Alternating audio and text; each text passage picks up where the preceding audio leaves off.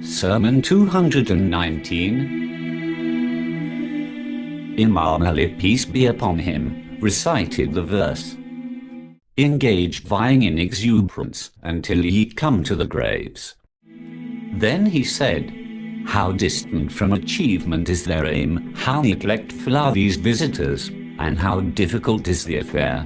They have not taken lessons from things which are full of lessons, but they took them from far-off places.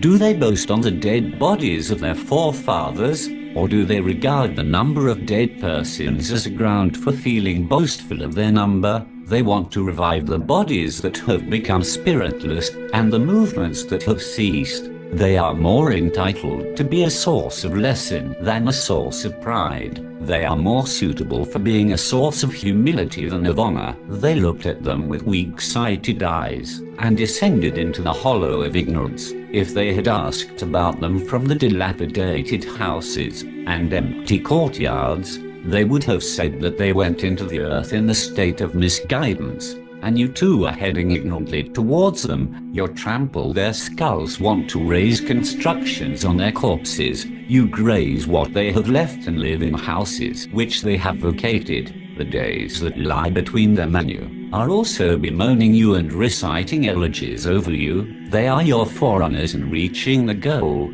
and have arrived at the watering places before you. They had positions of honor and plenty of pride. They were rulers and holders of positions. Now they have gone into the interstice where earth covers them from above, and is eating their flesh and drinking their blood. They lie in the hollows of their graves lifeless, no more growing and hidden, not to be found. The approach of dangers does not frighten them, and the adversity of circumstances does not grieve them. They do not mind earthquakes, nor do they pay heed to thunders. They are gone, and not expected back.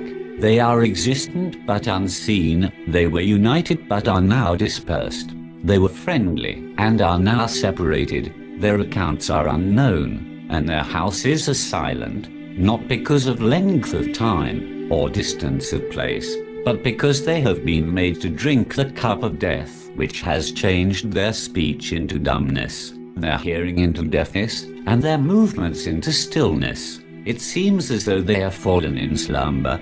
They are neighbors not feeling affection for each other, or friends who do not meet each other. The bonds of their knowing each other have been worn out, and the connections of their friendship have been cut asunder. Every one of them is therefore alone, although they are a group and they are strangers. Even though friends, they are unaware of morning after a night, and of evening after a day. The night or the day when they departed has become ever existent for them. They found the dangers of their place of stay more serious than they had apprehended, and they witnessed that its signs were greater than they had guessed. The two objectives, namely paradise and hell, have been stretched for them up to a point beyond the reach of fear or hope. Had they been able to speak, they would have become dumb to describe what they witnessed or saw, even though their traces have been wiped out, and their news has stopped circulating. Eyes are capable of drawing a lesson as they looked at them. Ears of intelligence heard them, and they spoke without uttering words. So, they said that handsome faces have been destroyed,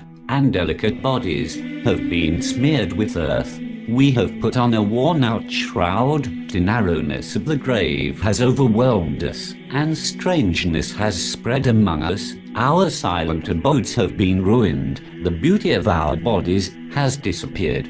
Our known features have become hateful. Our stay in the places of strangeness has become long. We do not get relief from pain, nor widening from narrowness. Now if you portray them in your mind, or if the curtains concealing them are removed from them for you, in this state when their ears have lost their power, and turned deaf, their eyes have been filled with dust, and sunk down, their tongues which were very active, have been cut into pieces. Their hearts which were ever wakeful have become motionless in their chests. In every limb of theirs a peculiar decay has occurred which has deformed it, and has paved the way for calamity towards it.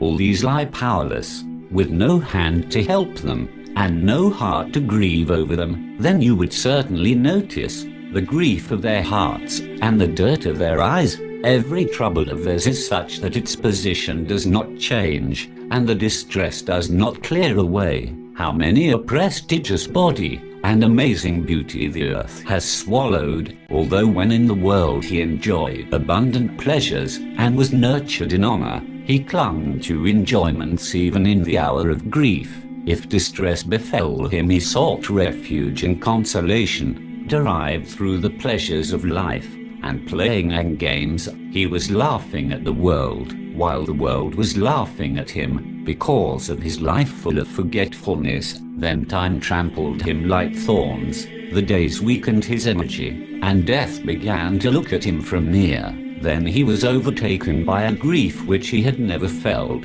and ailments appeared in place of the health he had previously possessed. He then turned to that with which the physician had made him familiar, namely suppressing the hot diseases with cold medicines, and curing the cold with hot doses. But the cold things did nothing save aggravate the hot ailments, while the hot ones did nothing except increasing the coldness. Nor did he acquire temperateness in his constitution, but rather every ailment of his increased, till his physicians became helpless, his attendants grew loathsome, and his own people felt disgusted from describing his disease, avoided answering those who inquired about him, and quarreled in front of him about the serious news, which they were concealing from him. Thus, someone would say, his condition is what it is, and would console them with hopes of his recovery, while another one would advocate patience on missing him,